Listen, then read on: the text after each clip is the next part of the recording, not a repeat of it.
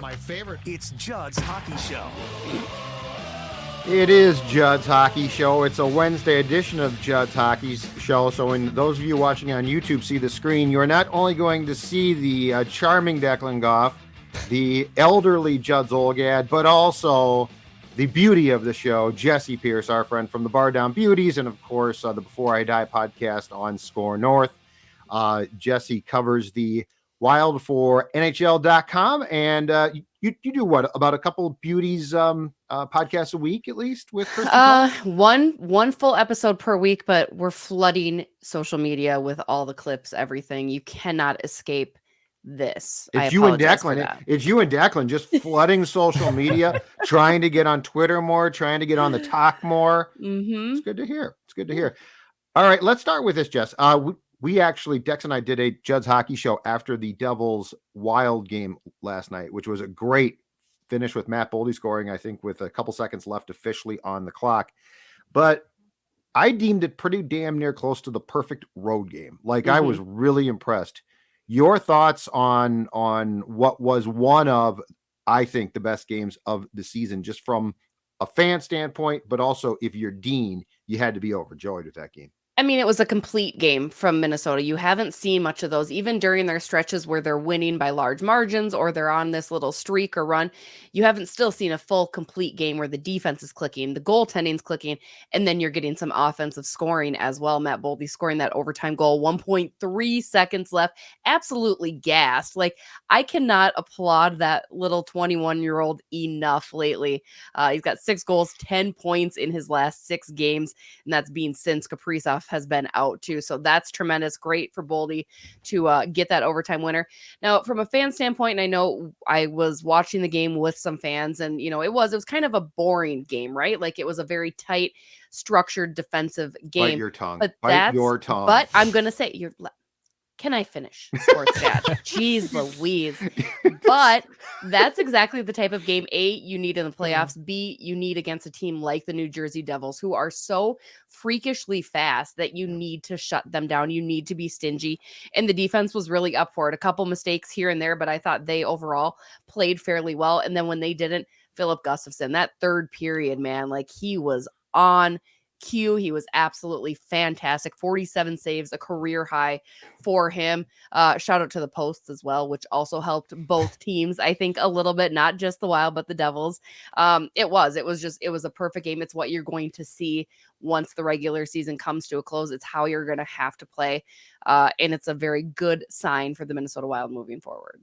Yeah, it was a pretty intense game. I mean, the Devils are really good. They're going to be a force in the East, and the Wild have beat up on some cupcakes, but I mean that was a playoff game feel, right? I mean, nothing after 2. The Wild just can't really close out games in regulation, for God's sakes, to keep our heart rates down. But at the same time, to Jess's point, posts come in pretty handy. Boldy absolutely gashed, and ever since Kaprizov went down, I don't know what it has, what's kind of flipped the switch for him here, but he's been phenomenal. He's kind of been leading this team, and it was a fun game. I thought it was great. I agree more with Judd. I lean more with Judd, even though it was boring. I actually liked it. I liked the no score through 40 minutes. I thought it was intense, but a really, really fun game. Good win for the Wild. The goaltending was fantastic. That's what I liked. I mean, both goaltenders stood on their, bleeping heads. Jesse, on Boldy, I got a question for you off this, because I've struggled to get right with what's going on here, because he's played, to your point, so well since Kirill went out. How much do you think it's him stepping up? Because we know, nothing he's doing shocks me. I think we've been frustrated and called him out previously, because it's not because we think he stinks. It's because we think that there's a ton there, and he's shown that. How much do you credit that and Kirill being out? And how much do you credit the acquisition of Marcus Johansson being on his line? Because I will say this in Matthew's defense. And all three of us have talked about this, and I believe this was a Dean mistake. It's not that Sammy Walker's great, but when we got the glimpse of Sammy Walker on the Boldy line a few months ago, or a month plus ago, it made a difference. There was more speed there. Boldy looked good. And then he went back to a grinding line. And it's he didn't look the same. So when you're parsing credit out here, how much of this is Boldy somehow, with Kirill out, having gotten a kick in the ass and he's shooting more? And how much is simply just the common sense of he needed to be with a speedier, more skilled guy like Marcus Johansson. Well, I think Marcus Johansson is so much like Matt Boldy in the sense that they're both playmakers. You can't have two playmakers. You've seen that a little bit with Kaprizov and Zuccarello, right? Where they're pass. You can't. Somebody needs to shoot the puck. And I imagine, and I know, Judd, I think you asked this post game the other night to Dean Evson, has there been a conversation with Matt to be more selfish? Because I know once Matt signed that 7-year, $7 million contract, the conversation was, you need to be selfish. He needs to be a selfish player. He has a shot. I think that was Sunday night. The second goal of his 3 of the evening was a blistering shot. Like, I had no idea he had that in him. And I think he's just got that swagger, that confidence. So I imagine it's a combination of all those things. I have to imagine Dean Evson and coaching staff are like, hey, dude, here's what you got to do. We need somebody to put the puck in the net, and you're a guy that's capable of doing it.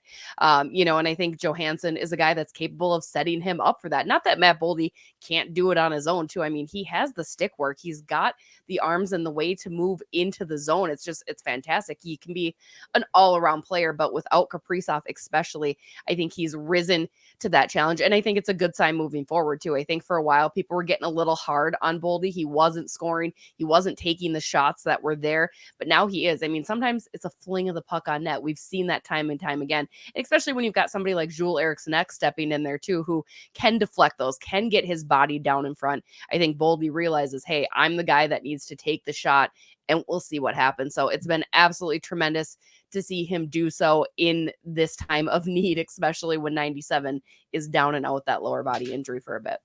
Yeah, I think he just needs a facilitator for him because when he was playing with guys like Goudreau or Sam Steele or even, for a little bit, Sammy Walker, I feel like he's trying to overcompensate to a degree, and he's trying to do a little bit of everything. So if you get a legit, side piece there and Johansson who can kind of help facilitate him, and he's going to shoot a lot as it is in Matt Boldy, I think that's helped him kind of just awaken his game and find his lane a little bit more.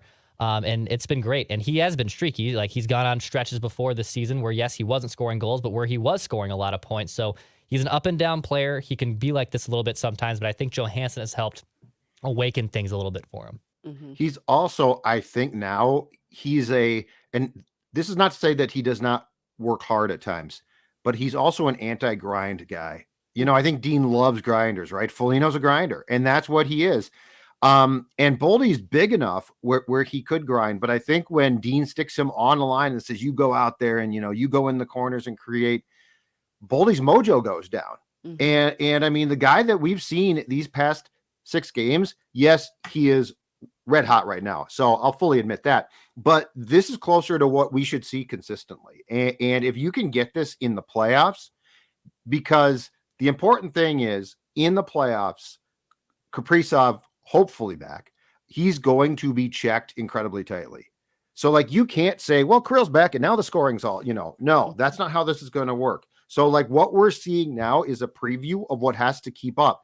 And if Boldy can keep this up, if you're going to check Kaprizov with your top defenders consistently, there is no reason why a Matt Boldy can't carry this into the playoffs. And if you are going to get through a series against anybody, Jesse, this is exactly what you have to have. I mean, you certainly don't want a Kevin Fiala situation. You cannot have that happen where you're going to have this amazing regular season production that doesn't translate into the playoffs, even when you have the opportunity, because you're absolutely right, Judd. Obviously, Kaprizov, everybody in the National Hockey League knows what Kirill Kaprizov can do. And Kirill Kaprizov, to his credit, can still shake off 2-3 defensemen on any given night because that's the superstar that he is. Now, Matt Boldy, obviously not to that level, but using and utilizing kind of his special skill set, as you had mentioned, kind of maybe the fancier plays, the fancier ability, because you have enough guys that are grinders on that team. Look down at the fourth line. I love that fourth line. Mason Shaw getting the first goal last night, for instance, but you have players that are willing to get down and dirty, get gritty, and still score goals. Why not add a couple of your special pretty players like Matt Boldy? I mean, not to say that Boldy is, avoiding any tough areas or by any means, but he doesn't really have that build to him anyway. Don't ask that of him, I think. And I'm thinking Dean Evson might be realizing that as well. Like,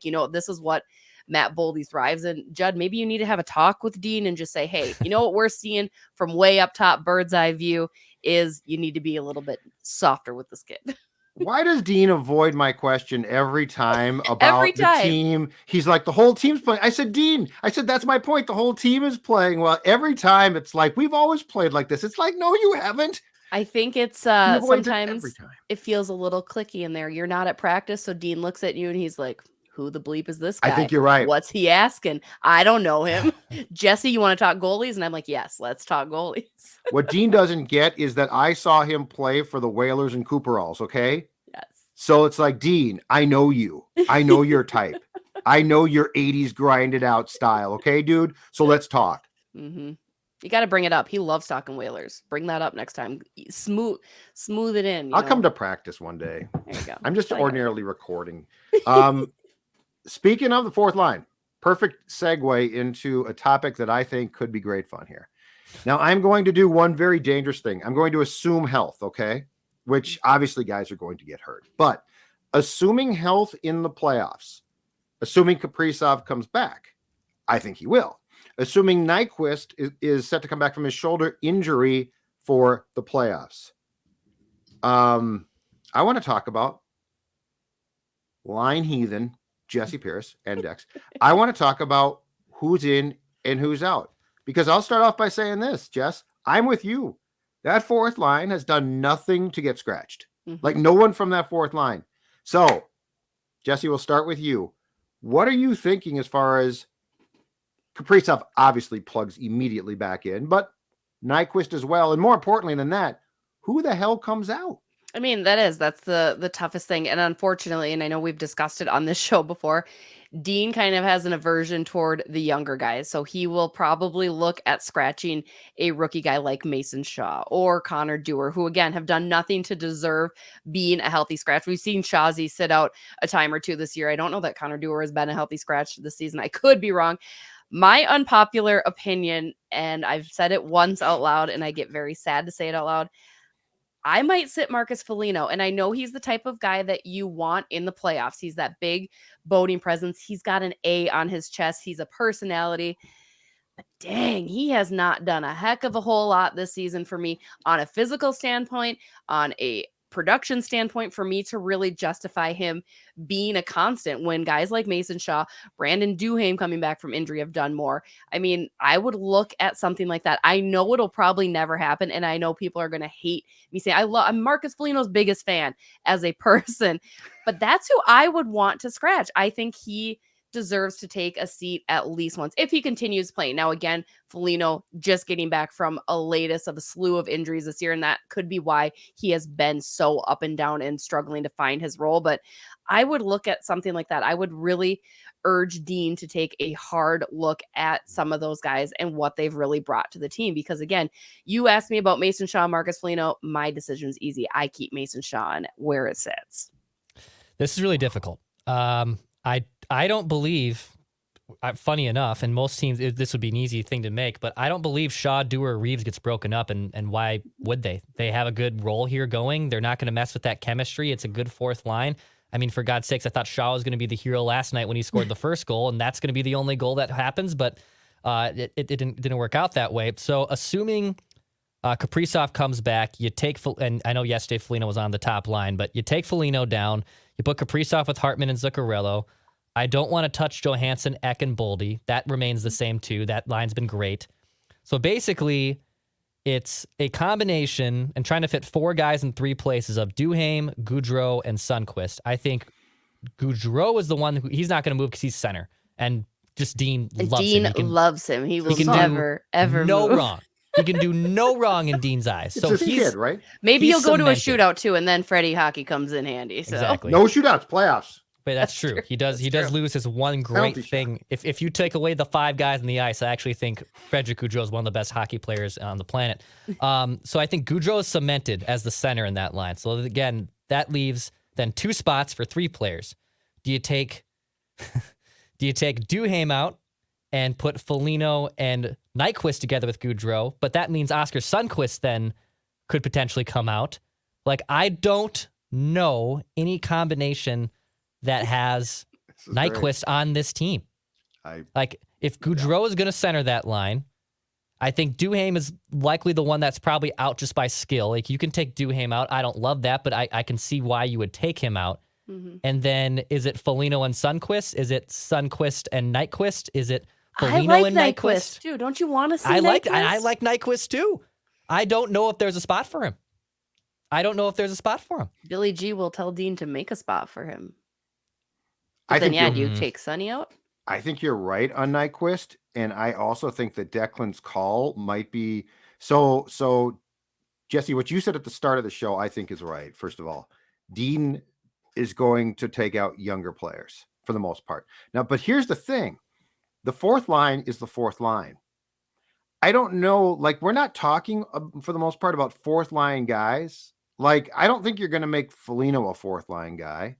I sure as heck don't think Nyquist is because your fourth line plays a very specific role, and it doesn't play, it doesn't play all of the time, perhaps in a playoff game.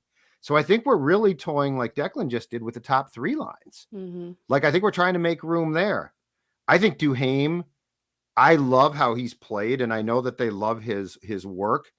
I think he comes out Mm-hmm. in Dean's world. Well, and let me throw another pin into this. Don't forget special teams too. And you have to consider how your special teams look and who's playing on each of those units, especially if you're going to add.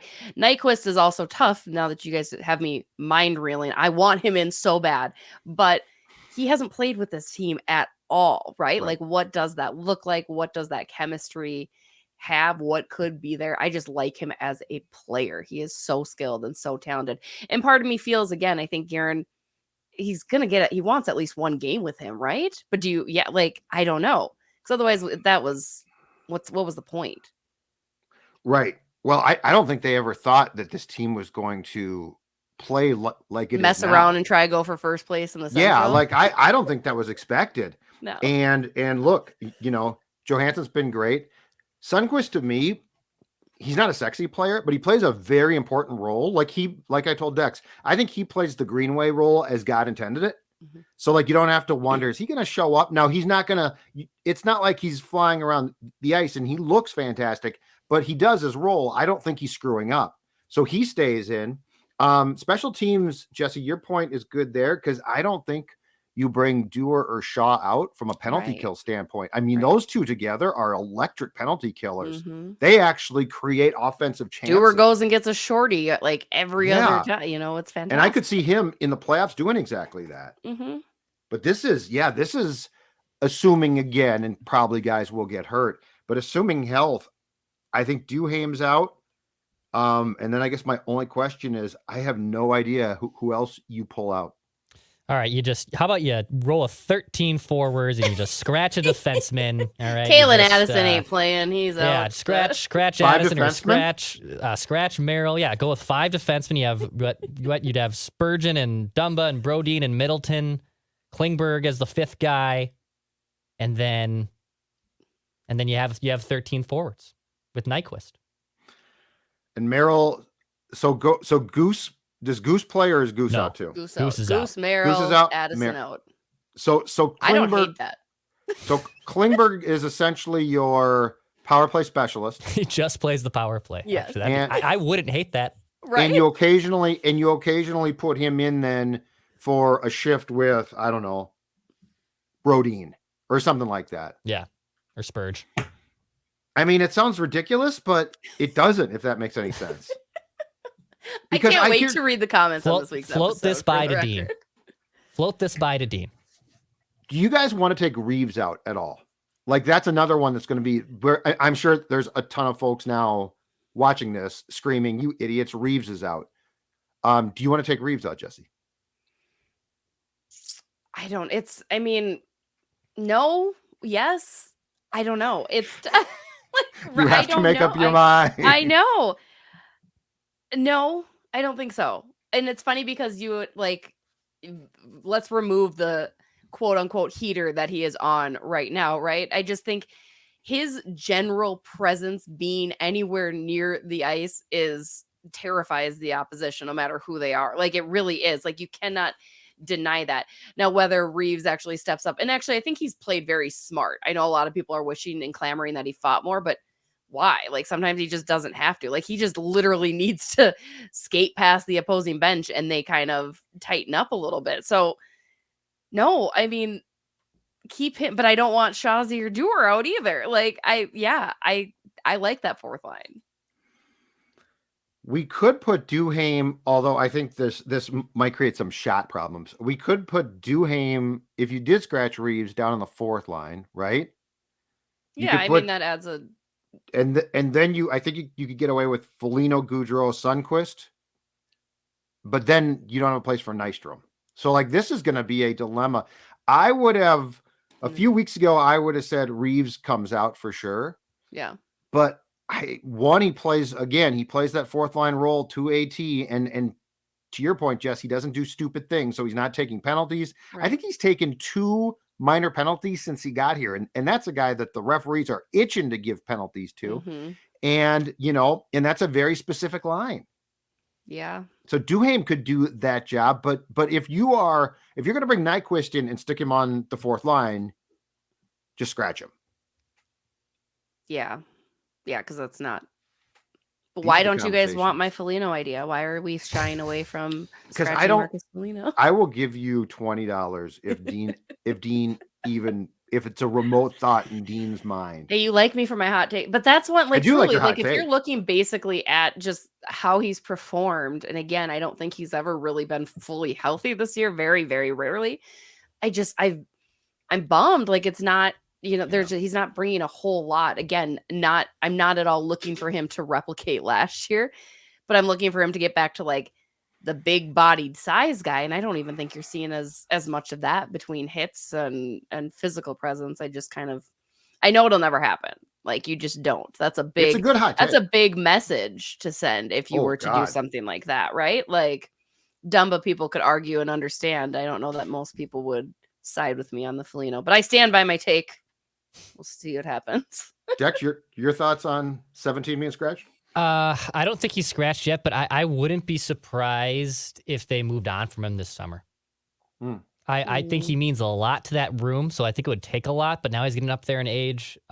His offense has fallen off the map. I wouldn't be surprised if they ended up moving on from him this summer. I'd be shocked if they scratched him in the playoffs unless his play was completely horrible. But I think he might be someone that they eventually do move on from this summer. Could you scratch him? So to go down this road, at least, Jesse, he has been hurt, to your point, a lot.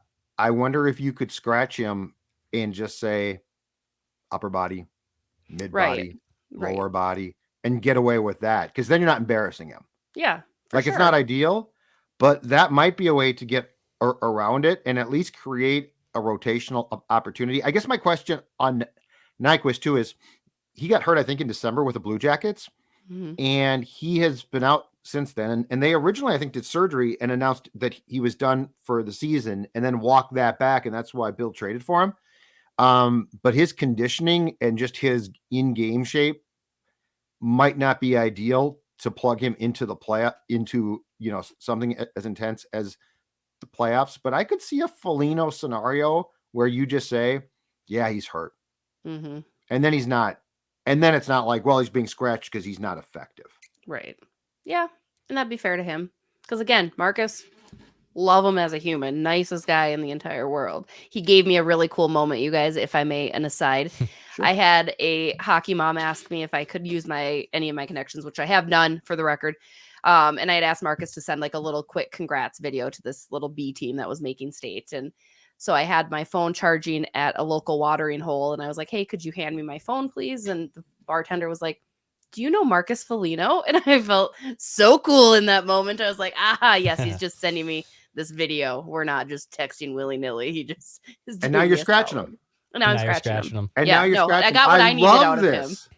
At 2, Jesse. I'm ruthless. I think probably what also happens, though, is like, let's say they open the playoffs, obviously, without Nyquist in the lineup, and they roll with basically the 12, and assuming Kaprizov's back. Probably what happens is if, they lose game 1 or 2, if not both, then drastic changes happen, right? Just by default. So someone's not going to be playing well in those 2-game sample size, whether that's a Dewar, whether that's Foligno, whoever it is. That's probably the best logical path and path that makes the most sense, probably getting him in if you're losing. Who says, I mean, Bill Guerin has not ruled out Nyquist for the regular season. He has mentioned that that's not likely. They're not going to rush.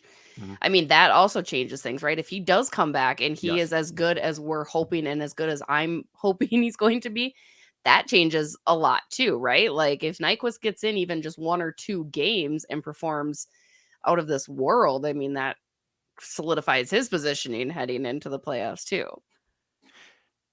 Do you guys think that Dean and Bill are going to have a little bit of spat here too? Because the one thing that strikes me about Dean is unless you're playing really pretty bad, he doesn't want to scratch you.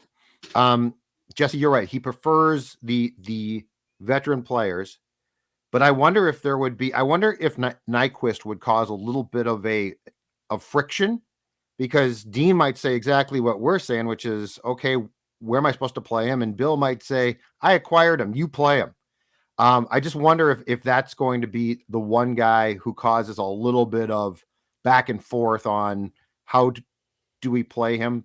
And, on Foligno, that is like where to me it gets really tough. Because if you say, hey, Marcus, you're banged up, he's going to really politic to play. And I don't blame him one bit. Mhm. But like Dean strikes me, unless you disagree completely, Dean strikes me as like a super loyal, loves his veterans, rides with his players type of guy. He's no torts.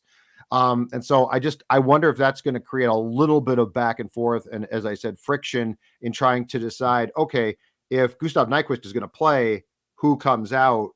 And I don't want to have to go tell a player who's been playing his ass off, hey, sorry, but Gustav is set to come back from his problem. And so now you're scratched in a playoff game. I think the nice thing is I believe Bill is willing to have that conversation though too and be there with the player so it doesn't come down on Dean. And I think Bill is not afraid to hold himself accountable for the decisions that he might be making over Dean's head, right? I mean, that Dean has to answer to Bill at the end of the day. It always reminds me of Moneyball because Bill Guerin reminds me of Billy Bean, right? It's like, well, the line card's yours, right? Like the line card's mine. The lines are mine. But Bill Guerin can come in and say, no, this is how I want this to work. This is how but I could see, I think you're right, Judd. I think Dean is very loyal and he is a player's coach first and foremost, which is why the players respond so well to him. But I think in that case, if those situations were to come about, I would imagine Billy would have no problem being like, sorry, it's a business. We're looking to win tonight. So this is who I want in. It's a good point. Speaking of scratches too, how about if whether it's Nyquist or Dean Evison or Bill Guerin, as they're contemplating their lineups, they go to mydullknives.com to make sure that those knives are nice and sharpened. I don't want knives here. They're very upset. Well, someone's going to get sliced and diced from this lineup, and you got to make sure those knives are sharpened, okay? There's nothing worse than a dull knife. If you're going to scratch someone, make sure you're really scratching them, right? Not a dull scratch. You want a nice hard scratch from Vivront, which is a local business here in Wayzata. You can send them your knives. Go to mydullknives.com. It's okay to admit you have dull knives. Nothing wrong with that. Go to mydullknives.com. Dean, Gustav, Billy, whoever's listening to this podcast, and get those knives sharpened in the kitchen for when you're making those roster cuts or whether you're making dinner. Go to mydullknives.com to learn more. All right, last thing. Start with you, Jesse. Who's your goaltender right now? After Gustav Nyquist last night stood on his bleeping head and Flowers played great. And like I told Dex, have you ever seen a bigger 180 between two goaltenders in terms of style? Gustafson's like technically just a master of the art. He's like always perfectly positioned. Fleury's diving around. Who's your goaltender for game 1 right now? Philip Gustafson. Hands down, no question, no hesitation at all. I think I'm glad to see Fleury has like found his way once again. I have to laugh thinking back to theatrics for Fleury, like that St. Louis game when he like jumped into the back of the net to try to make something. Like, I love Marc-Andre Fleury, but Philip Gustafson, I think you cannot deny him that game 1 start again. Things could fall off the rails between now and the start, and I don't think you can make that decision until like 1 or 2 days ahead, but Gus, let's go. All aboard the bus. I think it's Fleury. I think they're going to give it to Fleury. Just because he's been playing a lot better and they trust him and he's been in the playoffs before and he's been through these situations where he loses his job. I don't necessarily agree with it. I think it should be Gustafson. I think this team come playoff time is going to give it to Marc-Andre Fleury. I think that's what's going to happen for game 1. I do think that happens. I think it should be Gus. I think Declan's probably right. But like, if we're talking about who we think should start, I think Gus should start. I mean, again, last night, and that's a high intensity game against a really good team. And he was just great. And I do not fault him for the Boston loss. There were some defensive breakdowns of the first class in that game that weren't his fault, Matt Dumba. And some pucks thrown, and Matt, come on, dude. Again, I saw him throw another puck away last night. That's not playoff hockey, man. Improve that crap. But I'm with Jesse on thought process. I'm with Declan on Dean. And look, the one thing that's going to be great fun, and I've brought this up for a couple of weeks now, but I really do believe this. This is going to be a test of Dean as much as the players to me. Mhm. The playoffs last year, he was awful. Dean was awful. Didn't do anything right. Didn't adjust right. So there's going to be decisions made here. There's going to have to be lines juggled at times. I know you don't want to, but you're going to have to do that. And goaltending, you're going to have to make the right call damn well before game 6. See, and then maybe he has learned from that mistake, and that's why Maybe. Marc-Andre Fleury doesn't start. I do feel I hear what you guys are saying, obviously, with Flower, but I think they've all kind of come around to how Gus approaches each game. Like, that kid is so calm heading into every game, so I have to imagine that would be a nice thing to have back there in game 1, depending on who you face, depending on where you finish to. And maybe that's it. Yeah. Maybe it does come down to your opponent and who would be better fit. I mean, I think that's probably also a reason they went with Fleury last year over Talbot, because Cam had played awful against St. Louis. So it made sense to maybe go Fleury. So there's all the things to consider. I guess we'll have to wait and find out, which, I do think if you started the Gus bus, it's a vote of confidence that would help him.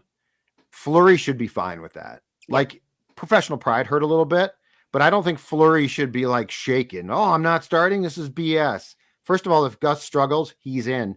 Second of all, he's almost 40. Mhm.